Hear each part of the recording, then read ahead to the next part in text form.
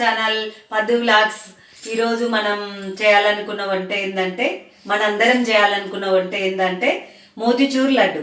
ఇప్పుడు ఎట్లాగా శ్రావణ మాసం ఈ రవ్వతో నేను మోతిచూర్ లడ్డు చేసిన, ఈజీగా చేసుకోవచ్చు, ఎక్కువ కూడా ఉండవు దానికి కావాల్సినవి. ఇప్పుడు మనం చెప్పుకుందాం. 1 కప్పు గోధుమ రవ్వ, 1 కప్పు బెల్లం, ఒక 2 స్పూన్ నెయ్యి, ఇలాచి, కిస్మిస్, ఒక చిటికడు ఫుడ్ కలర్. దానికి కావాల్సిన పదార్థాలు చూసుకున్నాం కదా. ఇప్పుడు మనం ఎట్లా తయారు చేసుకోవాలో చూద్దాని. ఫస్ట్ మనం స్టవ్ వెలిగించుకుందాని. తర్వాత మనం ఇలాంటిది ఒకటి మందంపాటి గిన్నె తీసుకోవాలి ఒకటి. అది కొంచెం వాటర్ ఉంటాయి, దాన్ని డ్రై అయ్యేదాకా చూసి మనం చేసుకుందాని. ఇప్పుడు ఈ గోధుమ రవ్వతోని మామూలుగా మోతిచూర్ అంటే అందరు లడ్డును చక్కెరతో చేస్తారు కదా. దీంట్లో వెరైటీ ఏంటంటే నేను బెల్లంతో చేస్తున్నా. బెల్లం హెల్దీ కదా. నేను చక్కెర చాలా వరకు అవాయిడ్ చేస్తాను. ఎక్కువ శాతం మ్యాక్సిమం అయితే నేను బెల్లంతోనే చేస్తాను. ఏది చేసినా స్వీటు తక్కువ షుగర్ వాడడం, అంతా బెల్లంతోనే అయిపోయింది. ఒక 2 స్పూన్స్ నెయ్యి వేసుకున్నాను. నెయ్యి వేసుకొని కొంచెం అది ఎంపుకుందాని, ఫ్రై చేసుకోవాలి. 1 స్పూన్ వేసేసి గోధుమ రవ్వ వేసేసేయాలి దానికి.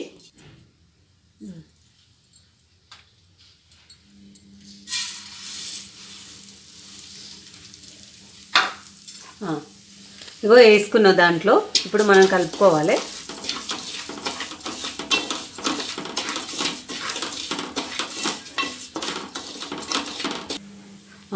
ఇగో ఫ్రై అయిపోయింది, ఎక్కువ అవసరం లేదు, దాంట్లో ఉన్న పచ్చదనం పోతుంది.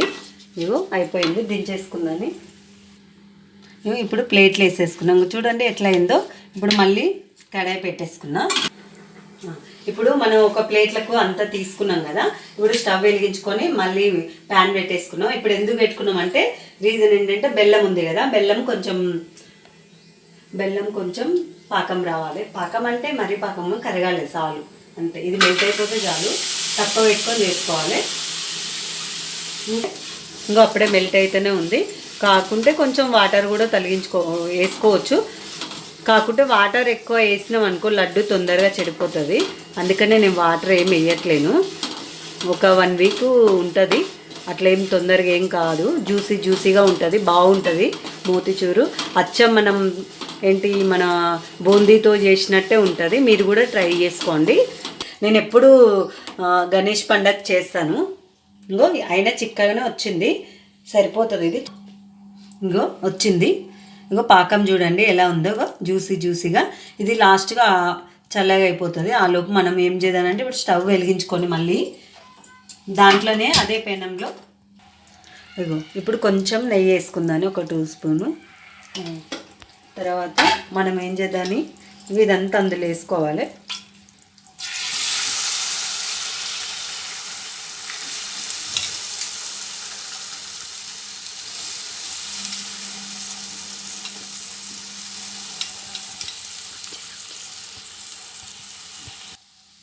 ఏ కప్పుతో తీసుకున్నామో ఆ కప్పుతోనే 3 కప్పుల వాటర్ పోసుకోవాలి. 3 కప్స్ పోసుకోవాలి. కొంచెం నేను హాట్ వాటరే పోసిన, తర్వాత ముందు కొంచెం వెయిట్ చేసుకొని పోసిన, చల్లటి పోసుకోవద్దు. 2 కప్స్ అయినాయి. ఇంకో 3 కప్స్. ఇప్పుడు మనం కలపాలి దాన్ని. ఇంకో కలుపుతూ ఉండాలి. ఇక మధ్యలో నెయ్యి వేసుకుంటూ ఉండాలి. మొత్తం దగ్గర కావాలి. ఇది దగ్గరికి అయిందాక వెయిట్ చేద్దాం. ఇగో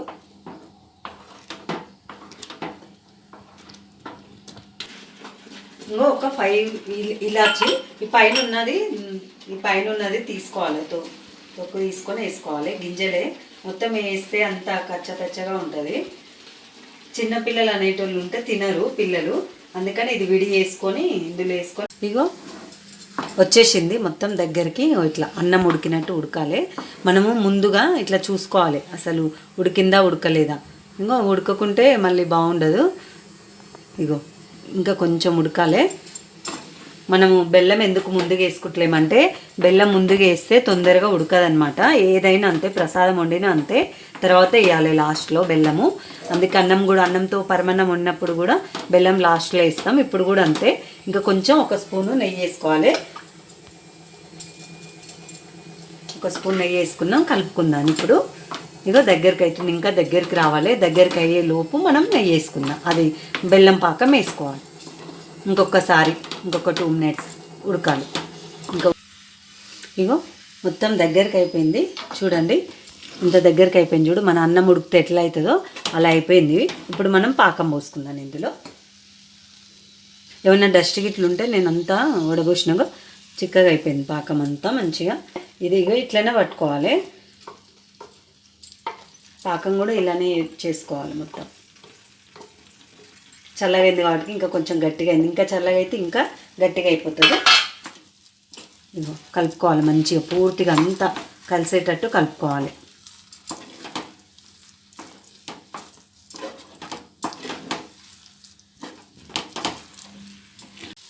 ఇగో మొత్తం దగ్గరికి అయిపోయింది. ఇది చాలా దగ్గరికి అయింది, ఇంకా కావాలి. ఇప్పుడు మనం వేసుకుందాం ఇలాచి పౌడర్. ఇగో ఇలాచి పౌడర్ వేస్తున్నా ఇప్పుడు ఫైనల్గా. తర్వాత మనం ఫుడ్ కలర్ కూడా వేసుకోవాలి. కిస్మిస్లు ఉన్నాయి కదా, అవి కూడా ఇట్లా ఫ్రై అవసరం లేదు, డైరెక్ట్గా వేసుకోవచ్చు. ఫుడ్ కలర్ వేసుకుందాం ఇప్పుడు మనం చిటికడంతా.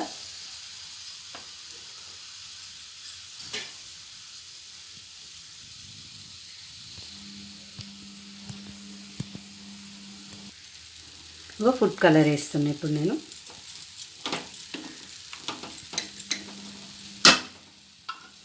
ఇప్పుడు కలుపుకుందాం. ఫుడ్ కలర్ వేసి మొత్తము దానికంతా కలిసేలాగా కలపాలి. అయిపోయింది, చాలా దగ్గరికి అయిపోయింది. మనం ఇప్పుడు దీన్ని ఇక స్టవ్ బంద్ చేసుకొని చల్లార్చుకోవాలి. వేరే గిన్నెలకు తీసుకుందాని, ప్లేట్లకి. ఇట్లా రావాలి అసలు లడ్డు. ఇందులో ఏం వాటర్ అనేది ఏది లేదు. ఇగో అంతా మెల్ట్ అయిపోయింది. ఇగో ఎంత బాగా వచ్చింది చూడండి, చాలా బాగా వచ్చేసింది. ఇప్పుడు మనం ఇది చల్లారితే లడ్డు చుట్టుకోవచ్చు. మనం ఒక ప్లేట్కు ఇగో ఈ ప్లేట్కు నెయ్యి అద్దుకుంటున్నా, మొత్తం అప్లై చేసుకుంటున్నా నెయ్యి. ఇప్పుడు ఇది స్టవ్ బంద్ చేసుకొని మనం దీంట్లో తీసుకుందాన్ని మొత్తం.